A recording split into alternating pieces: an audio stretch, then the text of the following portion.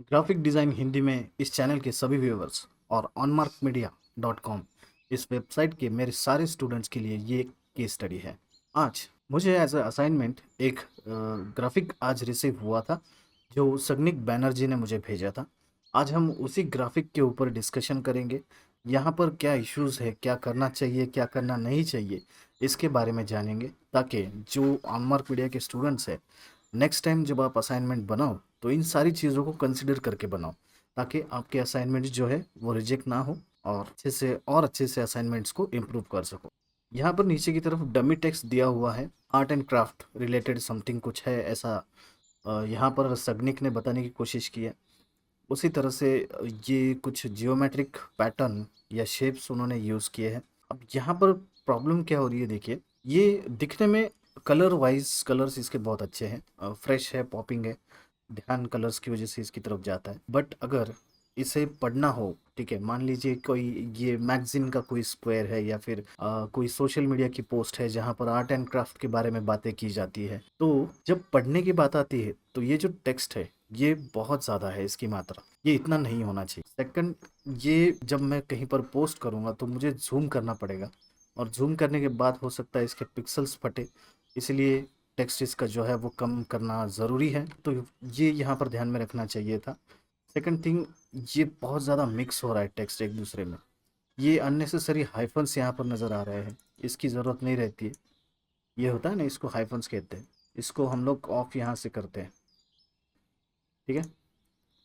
तो ये अवॉइड करना चाहिए किसी भी टेक्स्ट में, ज़्यादातर अवॉइड करना चाहिए, जब ज़रूरत पड़ी तब ऑब्वियसली यूज़ करना ही चाहिए उसको। ये टेक्स्ट बहुत बिजी है, यहाँ पर कोई पैराग्राफ नहीं है, कोई स्पेसिंग प्रॉपर नहीं है, इस वजह से ये टेक्स्ट जो है वो अट्रैक्टिव नहीं लग रहा। और अगर मैं आपको बोलूँ कि आप इसे पढ़ो तो आप हार्डली एक दो चार लाइंस पढ़ लोगे। खैर यहाँ पर डमी टेक्स्ट है, अगर ओरिजिनल टेक्स्ट भी होता तो आप दो चार लाइंस पढ़ लेते और बोर हो जाते और छोड़ देते। तो इसलिए हेवी टेक्स्ट नहीं होना चाहिए और टेक्स्ट जो है वो इंटरेस्टिंग लगना चाहिए। ये जो ग्राफिक्स है, ये जियोमेट्रिक पैटर्न हम लोग जिसे कहते हैं, देखिए एक बात है, हमें बहुत सारे ग्राफिक्स देखने होते हैं एज अ विजुअल इंस्पिरेशन, हमें देखना ही चाहिए। पिंटरेस्ट है, ड्रिबल है, बिहांस है, ऐसी साइट्स पर हम जाते आते रहते हैं। तो ऐसी कई सारी चीज़ें हैं जो हमारे सबकॉन्शियस माइंड में स्टोर हो जाती है। जैसे कि आजकल जो है ये ट्रेंड चल रहा था जियोमेट्रिक शेप्स का, बहुत ज़्यादा लोगों ने इसके ऊपर जो है वो डिज़ाइंस बनाए या फिर बहुत सारी चीज़ें करी, ठीक है। उस वजह से कहीं ना कहीं ये आपके दिमाग में ज़रूर आया कि इसको यूज़ करें। खैर ये रिलेटेड है आर्ट एंड क्राफ्ट से, तो आपको जो है इसके आगे जाकर कुछ सोचना चाहिए था मेरे हिसाब से। नॉर्मली हम लोग जब गूगल पर सर्च करते हैं, अगर मैं यहाँ पर गूगल पर सर्च करूँ जियोमेट्रिक पैटर्न्स ड्रिबल, आगे तो इस वजह से दिमाग में ये सारी चीज़ें अपने आप स्टोर हो जाती है अगर हम लोग इसको देखते रहते हैं तो। लेकिन इंस्पिरेशन हमें लेना चाहिए, इंस्पिरेशन ज़रूर ले, लेकिन उसके आगे जाकर हम क्या कर सकते हैं ये सोचना एज अ डिज़ाइनर हमारा काम है, as a creative designer, hashtag genuine designer. मैं यहाँ पर आज जो है सगनिक का ही जो असाइनमेंट है उसी को मैं यूज़ करने वाला हूँ और इसको मेरे एंड से रिफाइन करूँगा, वो भी फटाफट।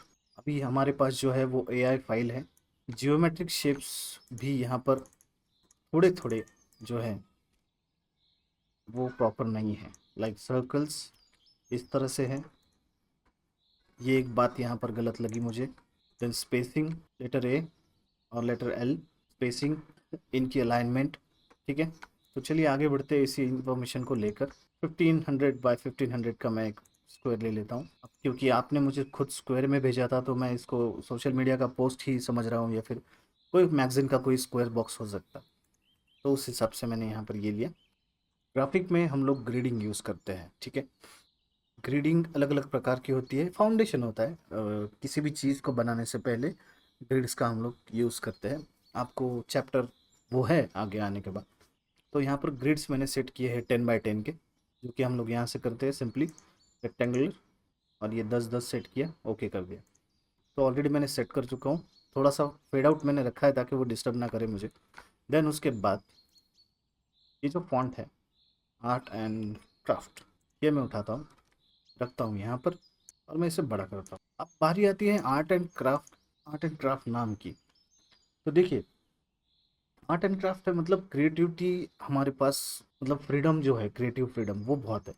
हम लोग चाहे जो यहाँ पर कर सकते हैं, जो मन में आए वो कर सकते हैं, लेकिन वो दिखने में भी अच्छा लगना चाहिए और लोगों को पसंद भी आना चाहिए और रीडेबल भी होना चाहिए टेक्स्ट वगैरह। ठीक है, और थोड़ी मस्ती भी उसमें होनी चाहिए ऑब्वियसली। तो उसी प्रकार से ये मैं सोच रहा था कि ये जो एंड है उसको किसी और फैमिली का दिखा देते हैं। एग्जाम्पल यहाँ पर मैं मान देता हूँ 2 बार स्पेस या 3 बार, कोई प्रॉब्लम नहीं। ठीक है, आर्ट एंड क्राफ्ट, लीडिंग करनिंग पे थोड़ा सा ध्यान दीजिए। एंड कलर्स जो है मैं यही यूज़ करने वाला हूँ जो यहाँ पर है। जैसे कि मैंने बोला कि मैं फटाफट इसको बनाने वाला हूँ।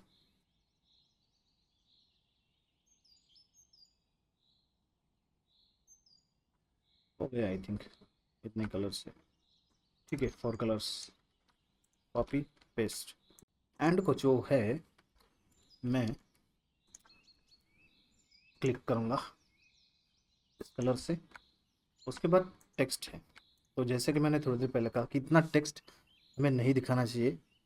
ठीक है, अब मान लीजिए ये जो आर्ट है, जो भी है, जियोमेट्रिक आर्ट या कुछ भी नाम उसको दे सकते हैं, तो उसके बारे में थोड़ी सी इन्फॉर्मेशन, ये एग्जैक्टली क्या है।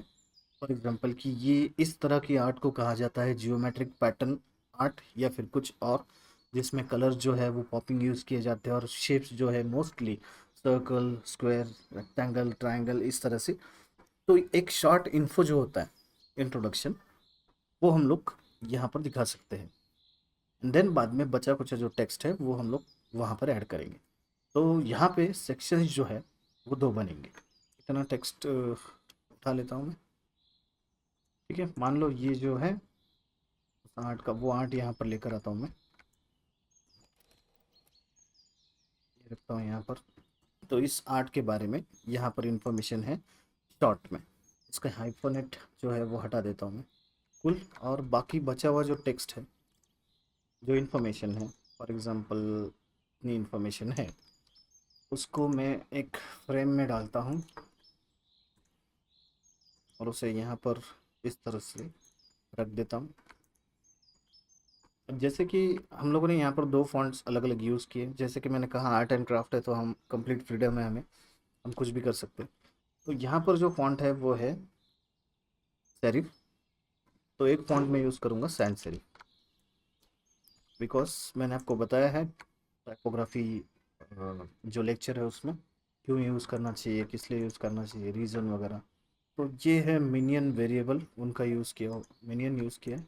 ओके, ठीक है। तो यहाँ पर मैं सिंपल सा पॉपिंग्स यूज़ कर लेता हूँ और फॉन्ट की साइज़ 26 है तो पहले 25 से शुरू करता हूँ। ओके, कुछ तो हो रहा है यहाँ पे। ठीक है, मैनुअली चेंज किया मैंने। और ये इंफॉर्मेशन इम्पोर्टेंट है, इसको इम्पोर्टेंट और ज़्यादा इम्पोर्टेंट दिखाने के लिए इसको आइटैलिक भी कर सकते हैं, अगर इस फॉन्ट में ऑप्शन होगा तो गोल्डन आइटैलिक, ताकि पढ़ने वालों को इजीली समझ में आए। अगर समझो और एक किसी आर्ट के बारे में बताया गया है नेक्स्ट पेज में, तो पढ़ने वालों को इजीली समझ में आए कि यहाँ पर ये लोग इंट्रोडक्शन दे रहे हैं इस आर्ट के बारे में। तो सबसे पहले ये पढ़ना है, देन उसके बारे में ये जो बचा हुआ इन्फॉर्मेशन है वो पढ़नी है। कुछ सेटिंग कर लेता हूँ मैं यहाँ पर, एक स्पेस पैराग्राफ, ये दोनों रो के बाद और एक स्पेस पैराग्राफ। ये जो है हमारा बेसिक स्ट्रक्चर तैयार है, हम लोग इसके ऊपर काम करेंगे, फिनिशिंग देंगे। इसको और ज़्यादा इंपॉर्टेंस मैं देना चाहता हूँ यार, क्या करूँ समझ नहीं आ रहा है। ग्राफिक को टाइम लगता है, जितना ज़्यादा टाइम दोगे वो उतना अच्छा बनते जाता है। एक लाइन सीधी सिंपल सी यहाँ पे ऐड कर देता हूँ, कलर देता हूँ ये वाला। ठीक है, कर दिया बड़ा, आ गया इंपॉर्टेंस। आर्ट एंड क्राफ्ट से नज़र सीधा फिसलेगी यहाँ पर, देन यहाँ पर। अब मैं यहाँ पे कलर भी इसको डल करने वाला हूँ।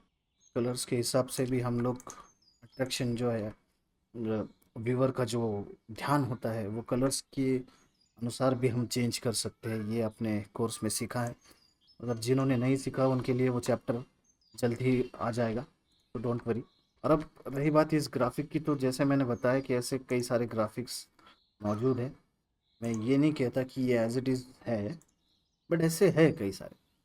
तो लोग जो है वो देख देख के बोर हो जाते हैं, जो क्लाइंट्स होते हैं या फिर यू नो जिनको कुछ चाहिए होता है डिज़ाइन वगैरह, तो उनको कुछ नया अगर दोगे तभी आपका डिज़ाइन जो है वो याद में रहेगा, ध्यान में रहेगा।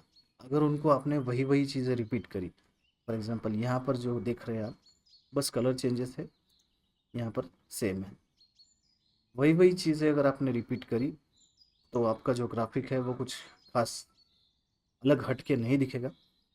इसीलिए इसी से इंस्पायर्ड होके हम लोग कुछ यहाँ पर बनाएंगे।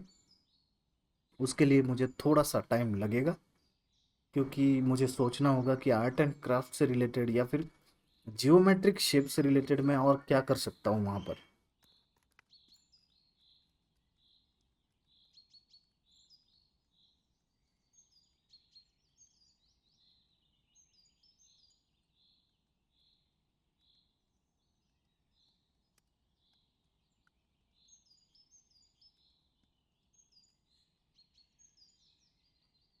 ये तो दो सिंपल से कर्व्स यहाँ पर है, सर्कल है, स्क्वायर है, एंड कर्व के अंदर कर्व है। ठीक है, अब इस पर से क्या बनाया जा सकता है जो आर्ट एंड क्राफ्ट को सूट करे। फॉन्ट मुझे अभी भी खाए जा रहा है, तो मैं हो सकता है फॉन्ट जो है वो चेंज करूँ थोड़ी देर में रिफाइन करते टाइम पे। बट ठीक है, फिलहाल के लिए एक चीज़ पर फोकस करना ज़्यादा इम्पोर्टेंट है।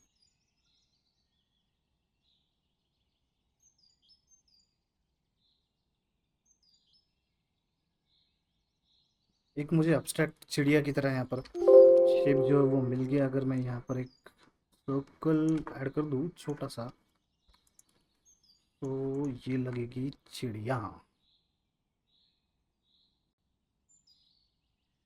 ये मुझे पसंद आया। मुझे यहाँ पर आर्ट एंड क्राफ्ट्स को डिफाइन करना है, तो मैंने जियोमेट्रिक से इंस्पायर होके यहाँ पे चिड़िया का शेप बना दिया। और कुछ बना सकते हैं क्या इस, थोड़ी देर पहले कुछ यहाँ पे लाइन जैसा नज़र आ रहा था।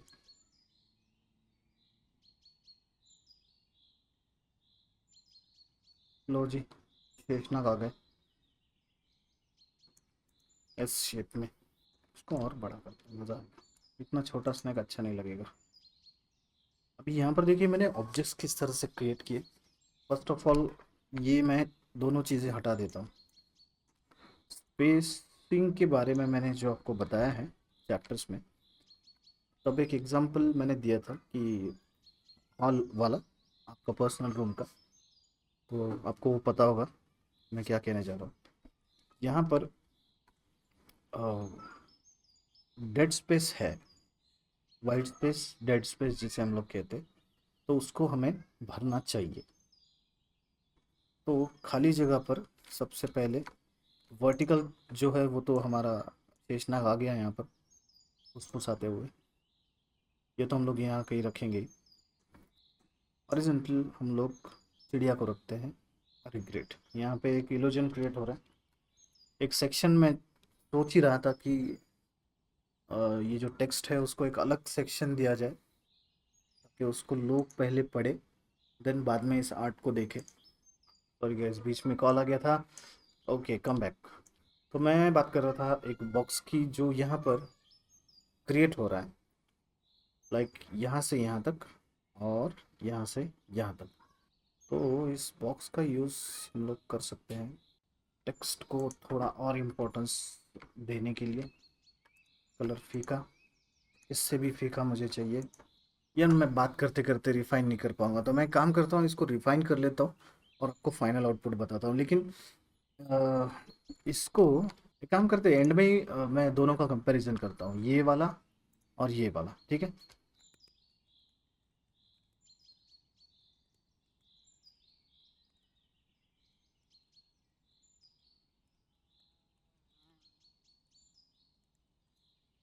गाइस बिना ज़्यादा टाइम गवाए मैंने यहाँ पर फटाफट इसको फिनिश कर दिया है। जो आइडिया मेरे दिमाग में आई थी या फिर जो भी जो मैंने सोचा था, लाइक इसको हाईलाइट करेंगे इस टेक्स्ट को वगैरह, और इसको सेकेंडरी टेक्स्ट रखेंगे, ये एंड वगैरह, ये फटाफट रिफाइन किया मैंने। चिड़िया थोड़ी सी मॉडिफाई कर ली, इसको जो टेल है वो बड़ा कर लिया, और ये जो है उसको भी मैंने थोड़ा सा सिमिलरिटी रहे इसलिए उसको यूज़ कर लिया। वैसे भी ये अब्स्ट्रैक्ट है, जियोमेट्रिक्स है, हम लोग जो चाहे कर सकते हैं। जैसे कि मैंने कहा आर्ट एंड क्राफ्ट है तो क्रिएटिविटी फुल है। तो देखिए यहाँ पर इस तरह से ये फाइनल ग्राफिक जो है, जो पोस्ट है वो बन गई है। यहाँ पर इस तरफ सिर्फ जो है वो थोड़ा सा डेड स्पेस नज़र आ रहा है, या फिर ये बैलेंस मेंटेन नहीं हो रहा है। चलिए बनाने वाले का नाम ही यहाँ पे डाल देता हूँ, इसको रिफाइन करने वाले का। बनाने वाला का नाम तो पता ही है आपको।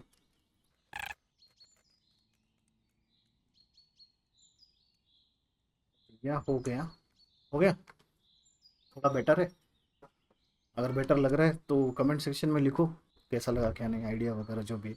एनीवेज यहाँ पे अब कंपेयर कर लेते हैं। सबसे पहले अलाइनमेंट, आर्ट, और यहाँ पे लॉरेमी पोसम जो टेक्स्ट है उसमें अलाइनमेंट, यहाँ पे अलाइनमेंट।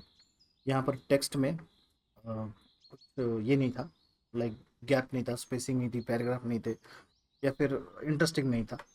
तो हमने यहाँ पर एक हेड टेक्स्ट, हेडिंग टेक्स्ट बोलते हैं उसको, तो वो ऐड कर दिया जो बता रहा है इस टाइप की आर्ट के बारे में। एंड देन बचा कुचा जो है वो यहाँ पर छोटे इसमें लिखा हुआ है। ये कुछ इस प्रकार से हम कर सकते हैं। मुझे अभी भी थोड़ा सा यहाँ पर लग रहा है कि इसको थोड़ा बड़ा होना चाहिए, लेकिन जाने दीजिए। जितना ज़्यादा मैं खेलूँगा वो उतना बेटर बनता जाएगा, बट मेरे हिसाब से ये बेटर बन चुका है। इसी से इंस्पायर्ड होके, इन्हीं शेप्स से इंस्पायर्ड होके मैंने ये कुछ एनिमल्स के शेप यहाँ पे बनाने की कोशिश की, कुछ बर्ड्स का वगैरह या फिर जो भी है। और बस दैट्स इट। अगर आपको कुछ इसमें से सीखने को मिला हो तो ज़रूर मुझे कमेंट सेक्शन में लिख दीजिए। ऑनमार्क मीडिया के जितने भी स्टूडेंट्स हैं, नेक्स्ट टाइम प्लीज़ ये सारी चीज़ों का ध्यान रखिए। धीरे धीरे आप एक्सपर्ट होने ही वाले हो, लेकिन शुरू से अगर ऐसी चीज़ें देखोगे, फॉलो करोगे, ध्यान में रखोगे कि कौन सी चीज़ कहाँ पे किस लिए की गई थी, तो आपके ग्राफिक बेटर बनेंगे। मैं गारंटी देता हूँ बन के रहेंगे। ठीक है, मिलते हैं अगले एपिसोड में। तब तक के लिए please be creative and happy designing. Thank you so much.